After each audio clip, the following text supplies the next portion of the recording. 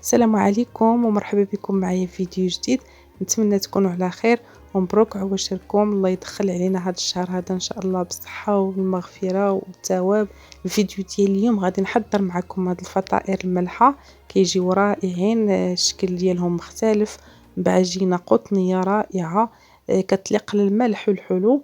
فخليكم مع الفيديو باش تعرفوا على المقادير وعلى طريقه التحضير وفرجه ممتعه.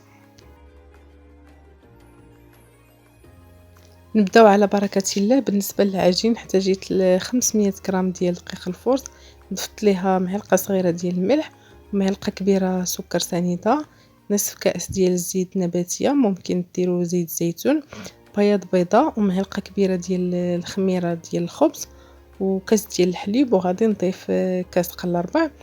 ضفت الكاس الاول ودرت العجين ديالي يتعجن، من بعد كنضيف الكاس الثاني كنضيفو شويه بشويه حتى كنتحصل على عجينه تكون مرخوفه وكتلتصق باليدين. هذا هو القوام ديال العجين ديالي.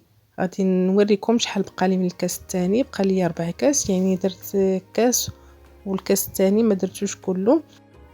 دهنت يديا بشويه ديال الزيت غير باش ما تلصق لياش العجين في يدي لان القوام ديالها خفيف، وجمعتها وخليتها تختمر جانبا ودزت باش نحضر الحشوه اللي غادي نعمروا بها الفطائر. ممكن تعجنوها بدون عجانه، يعني غير بيديكم غير دلكوها مزيان. بالنسبه للحشوه خديت بصله كبيره شلطتها في المقله، ضفت ليها ضريس ديال الثومه ورقه سيدنا موسى، درت شويه ديال الزيت وخليتهم كيتشحروا حتى دبلت هذيك البصله. من بعد ضفت ليها الفلفله، انا كانت عندي في المجمد، وضفت صدر ديال الدجاج اللي قطعته لطريفات، ممكن تعوضوه بالكفته او لدان اللي متواجد عندكم. ضفت العطريه، درت الملحه، التحميره، سكينجبير، الخرقوم، الكمون، السودانيه، ودرت شويه ديال القزبر حبوب. خلطت مزيان حتى اندمجت ليا هذيك التوابل مع المكونات اللي عندي. من بعد ضفت الشعريه الصينيه حتى كيطيب هذاك الدجاج، عاد كنضيفوا الشعريه الصينيه والربيع والحامض المصير. صافي طفيت عليها وخليتها تبرد ودزت العجين بعد ما خمرت. كيف ما لاحظتوا راه خليتها خمرت مزيان. غادي نقطعها لقريصات صغيورين. رشيت سطح العمل بشويه دقيق لان العجين ديالي راه مرخوفه كتلتصق شويه. ما تكتروش الطحين، ديروه غير شويه صافي. وهنايا كنقطع العجين ديالي لقريصات صغيورين وخليتهم يرتاحوا 5 دقائق.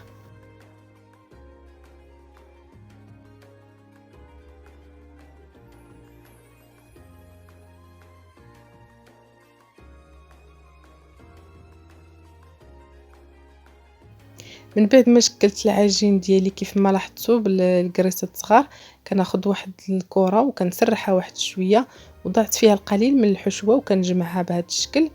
كنعاود نسرحها واحد شويه وكناخذ المقص وكنقطع بهذه الطريقه كيف ما لاحظتوا بهذا الشكل، راه كيعطيها واحد المنظر رائع. خديت الكره الثانيه وبنفس الطريقه سرحتها غير واحد شويه واستعنت بالدقيق لان العجين كيف ما قلت لكم راه كتكون كتلتصق. وضعت الحشوه وسديت عليها بهذه الطريقه وخليتها ترتاح شويه باش يسهل عليا نبسطها. من بعد دزت الكره الثالثه وبنفس الطريقه حتى هي كندير فيها الحشوه وكنجمعها مزيان وكنضغط على العجين بهذه الطريقه كيف ما شفتوا باش ما تخرجش الحشوه. كنوضعها جانبا ورجعت للكره الاولى بعد ما ارتاحت هكذا غادي يسهل عليا نبسطها. بسطتها غير واحد شويه وخديت المقص وبديت كنقطع بهذه الطريقه اللي شفتوا. نتمنى تكون الطريقه واضحه لكم. استمريت بنفس الطريقه حتى كملت الكرات اللي عندي. وممكن تعمروا الكرات كلهم عاد تزيدوا تشكلوهم بالمقاس اولا تخدموا كيف ما درت انا، عمرت 5 وشكلتهم، عاود رجعت عمرت 5 اخرين وهكا حتى كملت. هاد العجينه هذه رائعه، كتجي قطنيه وكتليق للمالح والحلو. انا هي اللي كنعتمدها في الفطائر ديالي سواء مالحه او لا حلوه. وإلا بغيتو ديروا بها الفطائر حلوين غادي ديروا 3 د المعالق سكر سنيده عوض معلقه واحده وساشي ديال الفاني، وغادي تنقصوا من كميه الملح، غديروا غير رشيشه الملح.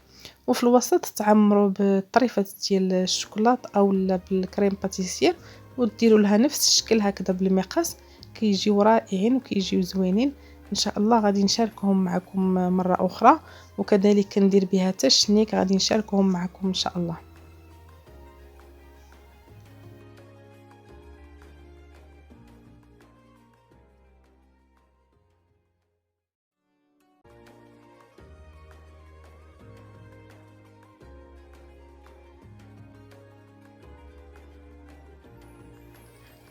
ما كنخليهمش يخمروا ملي كنكمل لهم، يعني ملي كنكمل التشكيل ديالهم كندخلهم مباشرة للفران.